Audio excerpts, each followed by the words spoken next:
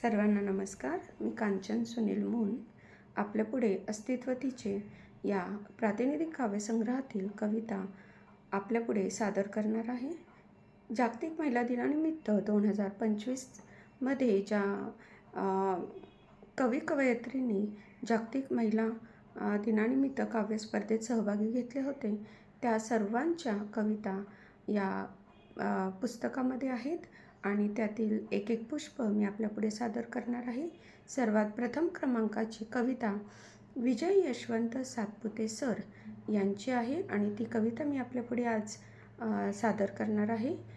आणि ही कविता जी आहे ती नारीचा सन्मान, नारीचे अस्तित्व, नारीला असलेले संस्काराचे पंख यावर खूप सुंदर अशी आधारित ही कविता आहे.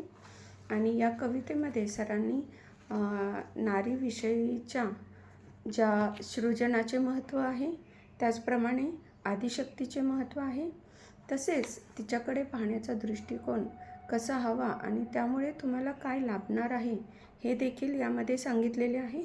तर मी जास्त वेळ न घेता आपल्यापुढे ही कविता सादर करीत आहे. कवितेचे नाव आहे संस्काराचे पंख.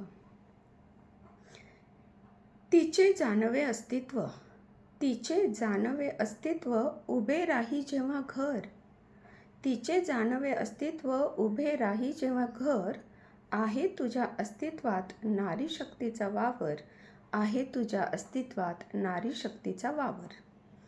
अरूपाच्या रूपातून जन्मा येई नवे रूप, माता भगिनी सखीचे प्रेम आयुष्यात हवे, माता भगिनी सखीचे प्रेम आयुष्यात हवे. विधात्याने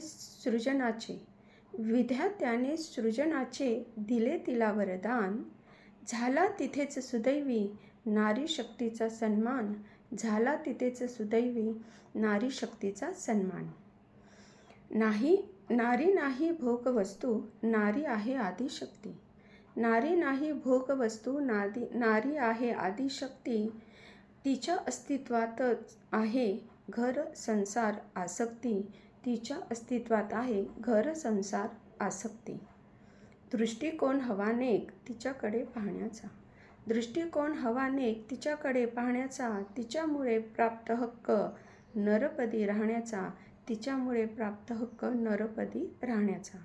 तुझे व्यासंगी कौशल्य घरे दोन सांभाळते, तुझे व्यासंगी कौशल्य घरे दोन सांभाळते, जोडताना सासरते माहेराला ओंदाळते, जोडताना सासरते माहेराला ओंदाळते. नारी जात बंधनांचा नको अस्तित्वात डंक, नारी जात बंधनांचा नको अस्तित्वात डंक. साऊ रमाई जिजाई तुझ्या संस्काराचे पंख, तुझ्या संस्काराचे पंख. खूप खूप धन्यवाद. यापुढे आपण पुन्हा भेटू नवीन पुष्पासोबत. धन्यवाद.